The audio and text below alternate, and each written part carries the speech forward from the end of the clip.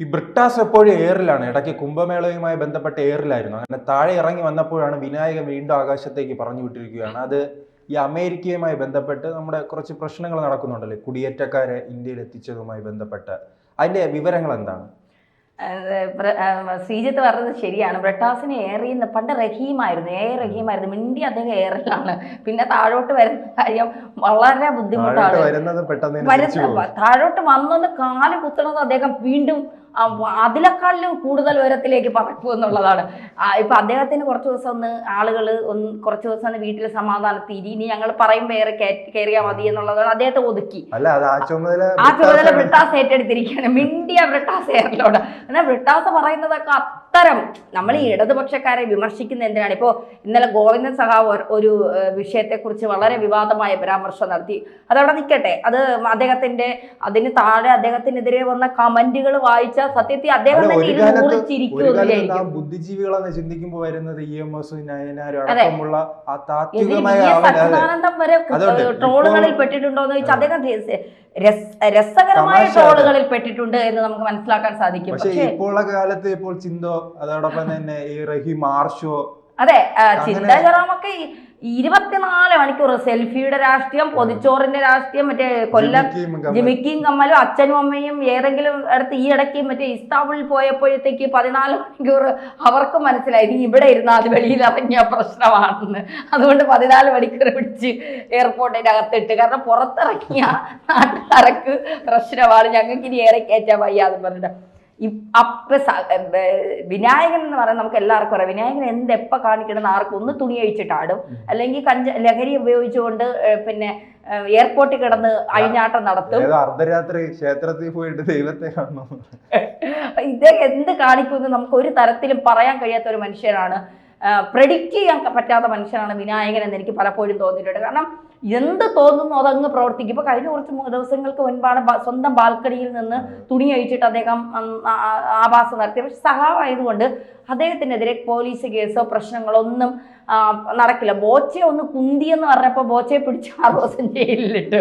പക്ഷെ തുണി അഴിച്ചിട്ടുണ്ട് പിന്നെ വിനായകർ റോഡിലൂടെ ഓടിയാലും സഹാവായതുകൊണ്ട് പിന്നെ അദ്ദേഹത്തിന് ചില മാനസിക പ്രശ്നങ്ങൾ വരും. അപ്പോൾ ഇതാണ് നമ്മുടെ നാട്ടിലൊരു അവസ്ഥ. ഇതാണ് നാളെ ഞാനോ ശ്രീജിത്തോ എന്തെങ്കിലും കാണിച്ച് പുറത്തിറങ്ങിയാൽ നമ്മളെ പിടിച്ചകത്തിടും. പക്ഷെ സഹാവ് വിനായകനെ എന്ത് തെമ്മാടിത്തരം കാണിച്ചാലും ഇവിടെ ഒരു പ്രശ്നവും ഇല്ല. അതാണ് സഹാവായാൽ മതി.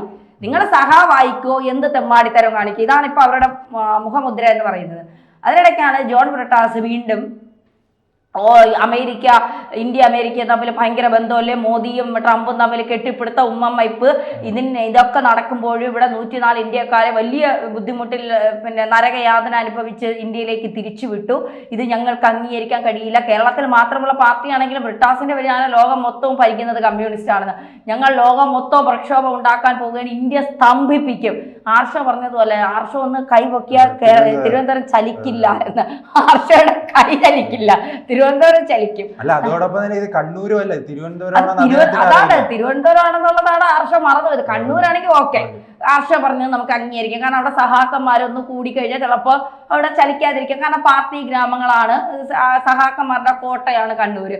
അവിടെ എപ്പോഴും ജനങ്ങൾ മനസമാധാനത്തോടെ അല്ല ജീവിക്കുന്നത്. പക്ഷെ തിരുവനന്തപുരത്തെ പിള്ളേരെ എനിക്ക് അറിഞ്ഞുകൂടെടാന്നാണ് ചോദിക്കാനുള്ളത്. ഇവിടെ വന്ന് നിന്റെ ഈ ഒരു എന്താ പറയുക കൂത്ത് കാണിച്ച ആർഷോ കൂത്ത് കാണിച്ച നിന്റെ നെഞ്ചത്ത് കയറിയിരുന്ന് ഇവിടുത്തെ പിള്ളേർ പൊങ്കാലയിടും. അതുകൊണ്ട് ആർഷോയും അവിടെ നിൽക്കട്ടെ. ഇപ്പൊ എല്ലാവരും എയറിലാണ്. അതുകൊണ്ട് ആരെ പറയണമെന്ന് നമുക്ക് അറിയാൻ പറ്റാത്ത ഗതിയാണ്.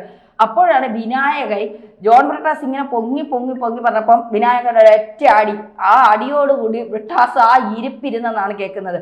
ഇപ്പോൾ പിന്നെ വിനായകൻ ഫേസ്ബുക്കിൽ ഇട്ടിരിക്കുന്ന പോസ്റ്റ് ഇങ്ങനെയാണ്: നേറ്റീവ് അമേരിക്കൻസിന് വേണ്ടി ട്രംപിനെതിരെ സംസാരിക്കാൻ ലോകത്തിൽ ഒരേ ഒരാൾ മാത്രമേ ഉള്ളൂവെന്നും അത് കേരളത്തിലെ നമുക്ക് വേണ്ടി മതം മാറിയ കുടുംബത്തിലെ എന്തിനോ വേണ്ടി ജീവിക്കുന്ന ജോൺ ബ്രിട്ടാസ് ആണെന്നുമാണ് വിനായകന്റെ ഫേസ്ബുക്ക് പോസ്റ്റ്. എന്നാൽ നേരത്തെ സുരേഷ് ഗോപിയെ വിനായകൻ പരിഹസിച്ചപ്പോൾ ആസ്വദിച്ചു നിന്ന കമ്മ്യൂണിസ്റ്റുകളെല്ലാം വിനായകനെതിരെ അന്തം വിട്ട് നിൽക്കുകയാണെന്നാണ് പറയുന്നത്. മുൻപ് പലതവണ ഇത്തരം വിവാദങ്ങൾ വിനായകൻ ഉണ്ടാക്കിയപ്പോഴും നടന്റെ നിറമാണോ നിങ്ങൾക്ക് പ്രശ്നമെന്ന് ചോദിച്ചവരാണ് ഇന്ന് ഞങ്ങളുടെ വിനായകൻ ഇങ്ങനെയല്ല എന്ന് കരഞ്ഞു വിളിക്കുന്നത്. വിനായകനൊരു ട്രിക്കുണ്ട്, എന്ത് പറഞ്ഞാലും വിനായകൻ അപ്പം പറയും എൻ്റെ നിറത്തിന്റെ പ്രശ്നം കൊണ്ടാണ് എന്നെ ഇങ്ങനെയൊക്കെ പറയും. കാരണം ലോകത്ത് വിനായകൻ മാത്രമാണല്ലോ ഈ നിറത്തിൽ ജീവിക്കുന്നത്. ഈ നിറം ഒരു ബുദ്ധിമുട്ടാണെന്ന് വിനായകന് തോന്നുന്നത് കൊണ്ടല്ലേ നിറം ജനങ്ങൾ അംഗീകരിച്ചത് കൊണ്ടാണ് ഇദ്ദേഹം വലിയ നടനായി മാറിയത്. അതെ, നിറത്തിലല്ല കഴിവിലാണ് കാര്യമെന്നുള്ളത് എത്രയോ നടന്മാർ നമുക്ക് കാണിച്ചു തന്നിരിക്കുന്നു. ഇവിടെ കലാഭവൻ മണി, അദ്ദേഹം നിറത്തിന്റെ പേരിൽ ഒരിക്കൽ പോലും അദ്ദേഹത്തിന്റെ നിറം വെച്ച് അദ്ദേഹത്തെ പ്രൊമോട്ട് ചെയ്തിട്ടില്ല. അദ്ദേഹത്തിന്റെ കഴിവും അദ്ദേഹത്തിന്റെ എന്താ പറയുക, അദ്ദേഹം അഭിനയിക്കുന്ന ഓരോ ക്യാരക്ടറുമാണ് നമ്മളെയൊക്കെ ഇപ്പോഴും അദ്ദേഹം മരിച്ച് ഇത്രയും വർഷം കഴിയുമ്പോഴും നമ്മുടെയൊക്കെ മനസ്സിൽ അദ്ദേഹത്തെ പിടിച്ചു നിർത്തുന്നത്. പിന്നെ ഇദ്ദേഹം ജാതിയും പിടിക്കും. ഞാൻ ഇന്ന ഒരു സമുദായത്തിലുള്ളവനാണ്, ഞാൻ കറുത്ത ആളാണ്, ഇത് രണ്ടും ഉള്ളത് കൊണ്ടാണ് ആളുകൾക്ക് എന്നെ, ഇത് രണ്ടും ഉള്ളത് കൊണ്ട് എന്ത് തോന്നിവാസോ എന്ത് തെമ്മാടിത്തരോ എന്ത് വൃത്തികേടും കാണിക്കാം, പിന്നെ കൂട്ടത്തിൽ ഞാനൊരു സഹാവുമാണ്. ഇതാണ് വിനായകന്റെ നില. പക്ഷെ ഇപ്പൊ വിനായകൻ പറഞ്ഞൊരു കാര്യമുണ്ട്, ഈ രണ്ട് സഖാക്കളും തമ്മിലടിച്ച അവസാനം എന്തായിരിക്കും ഫലം? എന്താ പറയുമല്ലോ, രണ്ട് മുട്ടനാടുകൾ തമ്മിൽ ചോര പിടിക്കുക, അങ്ങനെ എന്തോ ഒരു പഴമൊഴിയുണ്ട്. അത് തെറ്റാണെങ്കിൽ പ്രേക്ഷകർ ക്ഷമിച്ചേക്ക്. എന്തായാലും വിനായകൻ നെഞ്ചത്തിട്ട് നല്ല ആഞ്ഞി കുത്തി മറ്റേ കത്തി കുത്തി ഇറക്കി വലിച്ചൂരി എന്ന് പറയുന്നത് പോലെയാണ് ഇപ്പൊ ബ്രിട്ടാസിന്റെ അവസ്ഥ.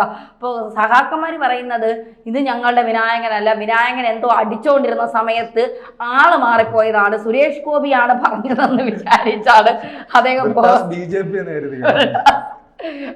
BJP-കാരനെന്ന് കരുതി കാണും. എനിക്കും അങ്ങനെ തോന്നുന്നത്. കാരണം എപ്പോഴാണ് സഹാക്കൾ BJP-യിലേക്ക് കോൺഗ്രസിലേക്കും പോകുന്നതെന്ന് അറിഞ്ഞുകൂടാ. അതുകൊണ്ട് ബ്രിട്ടാസ് BJP-യിലേക്ക് പോയി, എന്നാ ഇവനെ 4 തെറി വിളിച്ച് കളയാം എന്ന് പറഞ്ഞ് വിളിച്ച് ഈ ലഹരിയുടെ ഇതൊക്കെ ഉന്മാദമൊക്കെ മാറിയപ്പോഴാണ് ഇദ്ദേഹത്തിന് മനസ്സിലായത്, അയ്യോ പറഞ്ഞു പോയി. പ്രസ്താവന പാർലമെന്റിൽ നിന്നാന്ന് കേട്ടിരിക്കും. അപ്പൊ പാർലമെന്റിൽ മുഴുവൻ BJP-കാരാണ്. അങ്ങനെ തെറ്റിദ്ധരിച്ചും കാണും. കാരണം വിനായകൻ നേരത്തെ പറഞ്ഞ പോലെ വിനായകനായതുകൊണ്ട് നമുക്കൊന്നും പറയാൻ കഴിയും. ഇവർക്കൊരു വിചാരമുണ്ട്, ഈ സഹാക്കന്മാർക്ക് ഇത്തരത്തിൽ ഈ നിലപാടുകളൊക്കെ. ഇപ്പൊ ഉമ്മൻചാണ്ടി മരിച്ചപ്പോൾ തന്നെ വിനായകൻ ഇട്ട പോസ്റ്റ് വലിയ രീതിയിൽ അത് ശരി, ഒരു തരത്തിൽ നമുക്ക് ഊഹിച്ചാൽ ശരിയായിരിക്കാം. പക്ഷെ ഒരു ജനകീയനായ മുഖ്യമന്ത്രിയാണ് ഉമ്മൻചാണ്ടി. അദ്ദേഹത്തിനെതിരെ മരണത്തിന്റെ മൃതദേഹം ഉള്ള സമയത്ത് ഒരു അനാദരവല്ലേ ആ മുഖ്യമന്ത്രിയോട് കാണിക്കുന്നത്. നാളെ ഈ സഹാക്കന്മാരിൽ ആരെങ്കിലും ഏതെങ്കിലും ആള് മരണപ്പെട്ടാൽ ഇതുപോലെ ഇടാൻ, ഇതുപോലെ പറയാൻ വിനായകന് ധൈര്യമുണ്ടോ എന്ന് ചോദിച്ചാൽ ഇല്ല. വിനായകൻ പോലുള്ള സഹാക്കന്മാർ ഇപ്പോൾ ഇതിൽ വിനായകൻ താൻ ആരെയും വിമർശിക്കും എന്ന് കാണിക്കാനാകും. ചിലപ്പോൾ ബ്രിട്ടാസിനെ വിമർശിച്ചാൽ ചോദിക്കാനും പറയാനും ആരുമില്ല, ആർഷോയെ വിമർശിക്കാനും ചോദിക്കാനും പറയാനും ആരുമില്ല, ചിന്തോ ജറാമിനെ വിമർശിച്ചാലും ചോദിക്കാനും പറയാനും ആരുമില്ല, റഹീമിനെ വിമർശിച്ചാലും ചോദിക്കാനും പറയാനും ആരുമില്ല. അതുകൊണ്ട് ഇവരെയൊക്കെ വിമർശിക്കാം. നേരെ മറിച്ച് പിണറായി വിജയനെ ഇത്തരത്തിൽ വിമർശിച്ചാൽ നാളെ വിനായകന്റെ കേസുകളെല്ലാം കുത്തിപ്പൊക്കി തുണി അഴിച്ചിട്ട് കളിച്ചത് ആറാട്ടും എല്ലാം കൂടെ പിടിച്ചു പൊക്കി മറ്റേ ബോച്ച കിടന്ന അടുത്ത സെല്ലില് വിനായകൻ കിടക്കും. അപ്പൊ അതുകൊണ്ട് ഈ സഹാബ് എന്ന് പറഞ്ഞ് ഞാൻ എന്തും തിരുത്തൽ കാര്യങ്ങൾ ചെയ്യും.